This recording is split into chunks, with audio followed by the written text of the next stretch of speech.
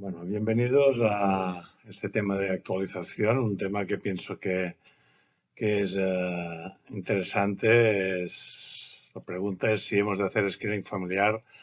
en los pacientes con válvula aórtica bicúspide, porque es un tema que está generando bastante controversia. Bueno, sabéis todos muy bien de que la válvula bicúspide no haremos una revisión porque no es el motivo de esta actualización, pero que la válvula bicúspide afecta entre 1,5 y 2% de la población, que hay diferentes morfotipos y que no solamente genera una disfunción progresiva relativamente rápida, más precoz que en las válvulas degenerativas por esclerosis, y que de alguna forma también tenemos una patología subyacente, acompañante a la válvula bicúspide, que es la dilatación de la aorta. Ambas alteraciones condicionan una incidencia alta de cirugía a lo largo de la vida de estos pacientes y también pues el que deban, una vez diagnosticados, de hacerse controles relativos con técnicas de imagen con cierta frecuencia, porque los síntomas no existen, excepto cuando la situación ya es demasiado tarde, y por lo tanto pues ver la evolución de la válvula y de la evolución de la dilatación de aorta es fundamental. Con todo ello, quiero decir que, hombre, pues deberíamos intentar ver si la válvula bicúspide tiene una incidencia familiar y si los familiares que pudieran estar afectos merecerían o no, pues hacer también los controles, que probablemente sí, pero es rentable hacer un estudio familiar una vez hemos diagnosticado a un paciente con bicúspide. Esta es un poco la pregunta, ¿no? Bueno, sabemos que embriológicamente la válvula aórtica se genera a partir de las células del túbulo neural, de la cresta neural, y que esto no solamente tiene una relación con el desarrollo progresivo embriológico de la válvula aórtica, sino también del tercio más proximal de la aorta ascendente, esencialmente la raíz de aorta y principio de la parte tubular. Bueno, con ello, pues se ha asociado, dada la frecuencia de dilatación de aorta, que probablemente todo forma parte de una alteración embriológica que condiciona que la válvula sea dismórfica, tenga una o dos cúspides y diferentes morfotipos, y además pues que pueda condicionar también alteración de la estructura de la pared de la aorta proximal o media, que esto facilita la dilatación de la aorta. Bueno, otros grupos consideran que no, que la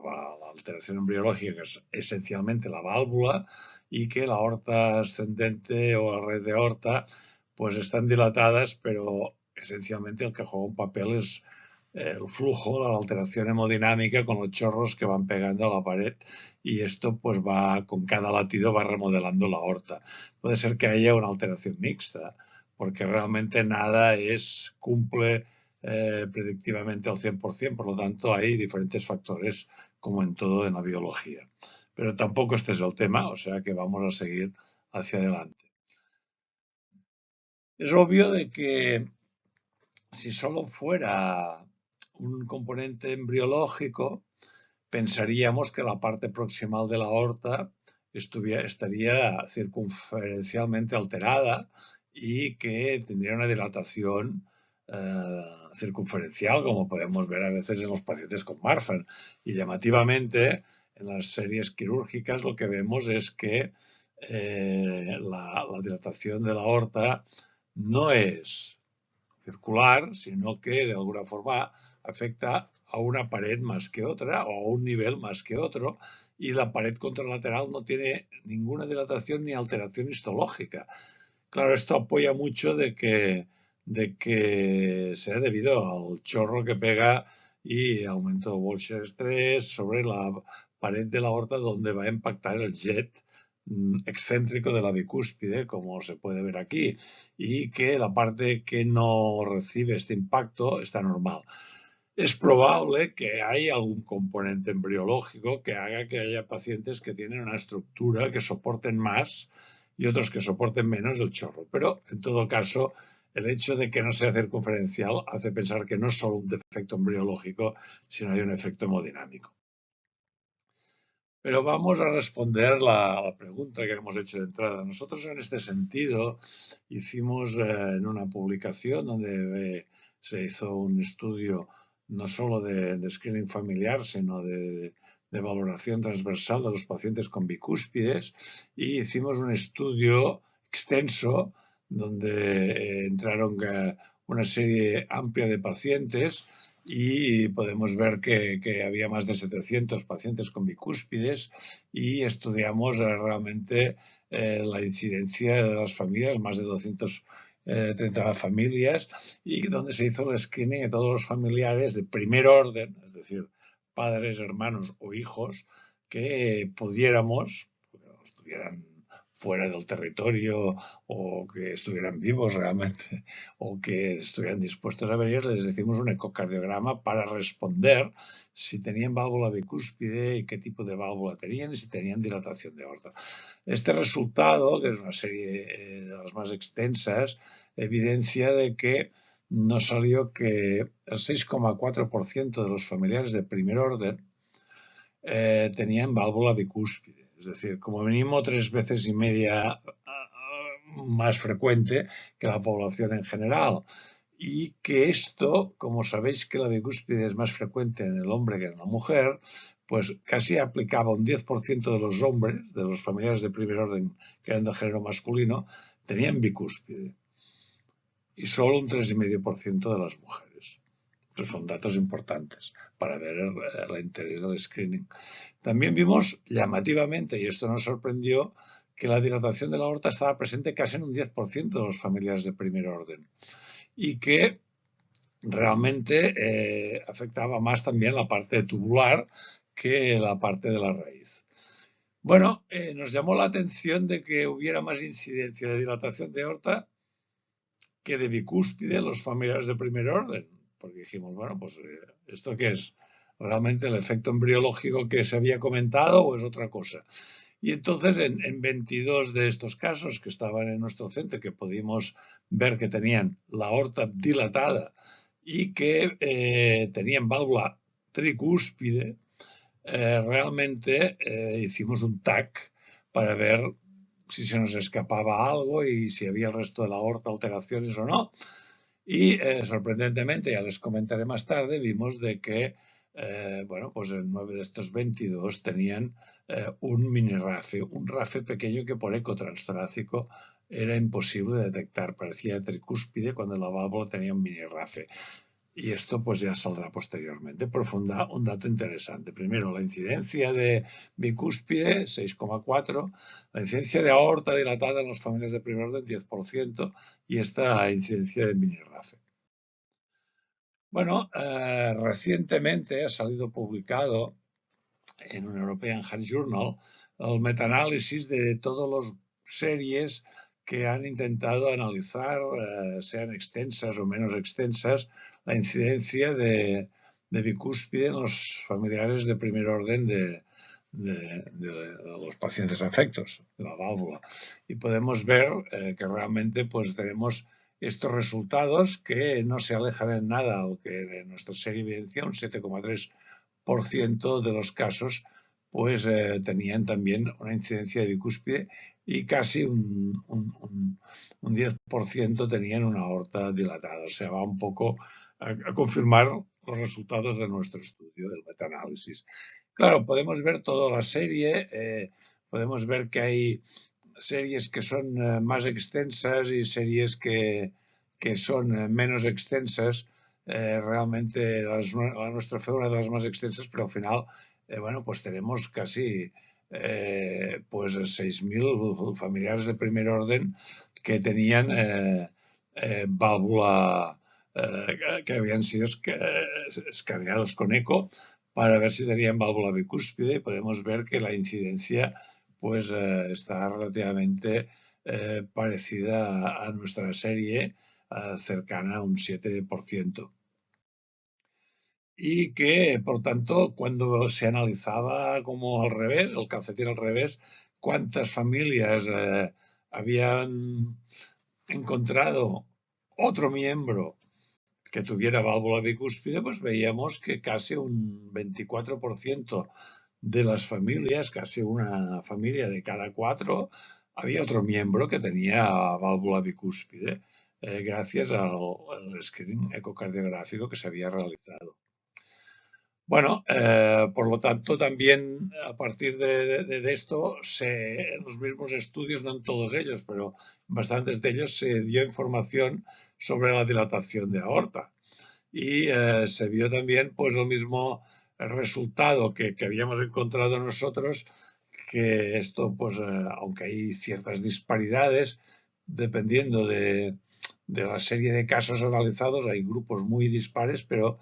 bastantes que van a un 10%, como nosotros habíamos descrito, en que hay un 10% de familiares de bicúspide de primer orden que tienen la aorta dilatada. Si miramos esto en cuántas familias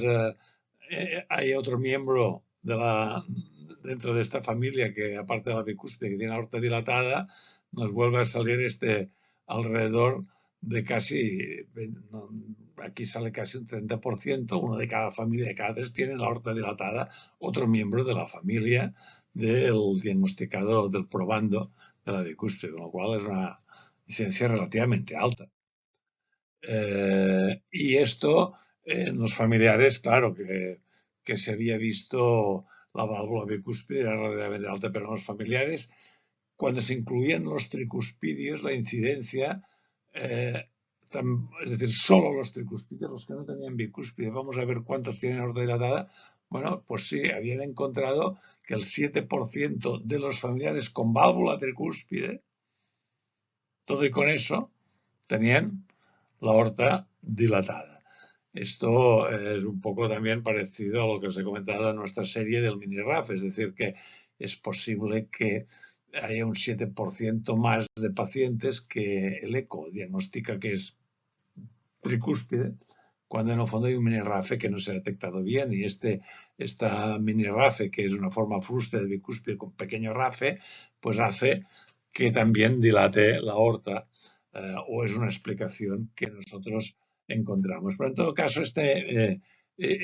metaanálisis pues aporta datos coherentes con nuestra experiencia en el estudio español, en que hay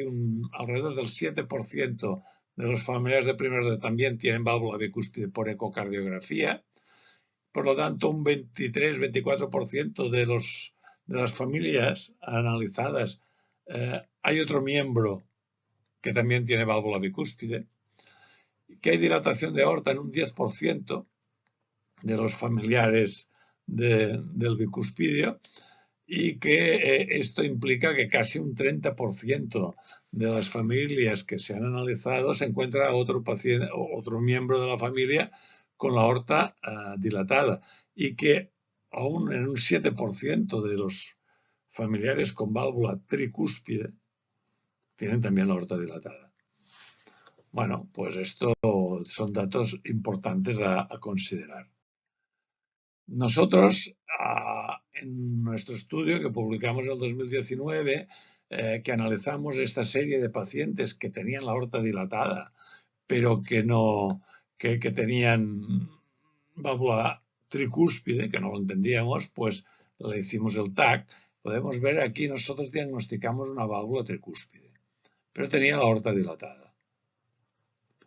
Cuando le hicimos el TAC, vimos que había un mini RAFE que aquí no supimos ver en la eco. Confirmamos la aorta dilatada, pero aquí habíamos dado por válvula tricúspide y este mini RAFE no. Esto explica este 7% de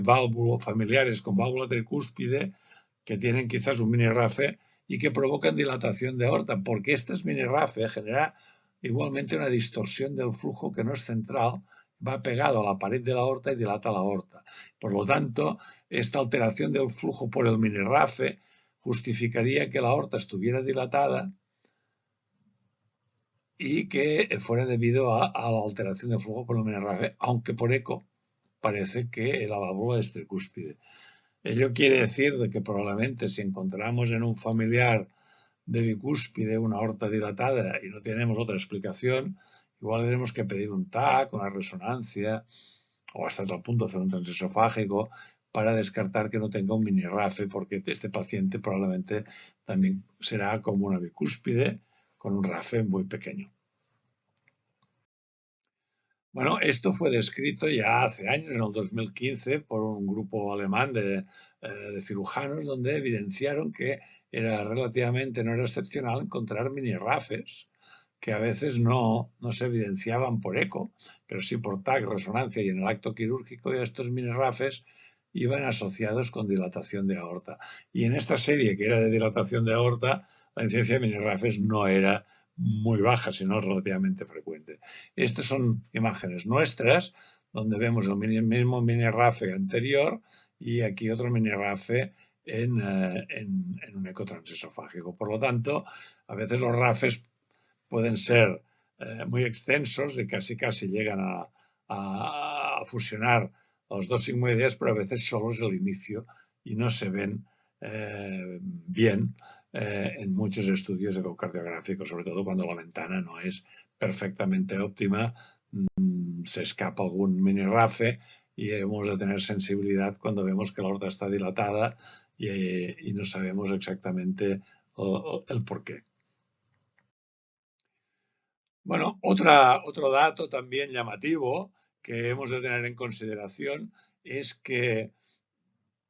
sorprendentemente, en los familiares que analizamos la incidencia de bicúspide, vimos de que no había una concordancia entre el morfotipo de la sigmoidea, el morfotipo valvular, perdón, de la bicúspide. Es decir, que encontrábamos casos, por ejemplo aquí, un padre que tenía esta fusión con el derecho y la sigmoidea coronárica derecha e izquierda, y en cambio su hijo, que tenía también bicúspide, lo que tenía fusionado era la derecha, sigmoidea derecha con la no coronárica. Es decir, habían arrastrado el problema de la bicúspide, la incidencia de bicúspide es del 7%, pero no, el morfotipo no tenía por qué ser el mismo. Esto es un dato muy llamativo. A nosotros esto nos sorprende. Esperaríamos que hubiera una concordancia absoluta y no es así. Lógicamente, sea debido a estas disparidades o sea debido a que cada morfotipo tiene una tendencia determinada a dilatar un segmento diferente de aorta, pues en el padre tenía dilatada la raíz de aorta y en cambio el hijo no tenía dilatada la raíz de aorta, sino que tenía dilatada el segmento tubular, el segmento medio de la aorta ascendente. Bueno, este dato también es importante. Estamos hablando probablemente de componentes embriológicos, tendencias a generar una válvula aórtica dismórfica que no necesariamente acaban casando en el morfotipo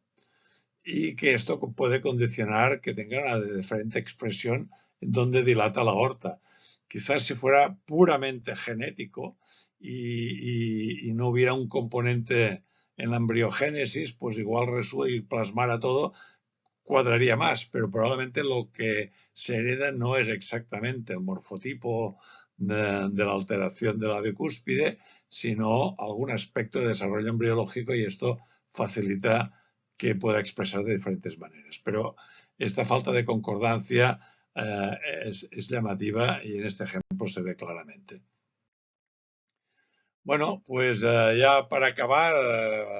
decir que hemos escrito una editorial que ha salido publicada este mes en la revista European Heart Journal, donde junto con Héctor Michelena hemos revisado los pros y los contras de hacer un screening familiar y desde el punto de vista nuestro, pues hay toda una serie de datos que facilitan que debería ganar el hacer los pros el screening familiar por ecocardiografía.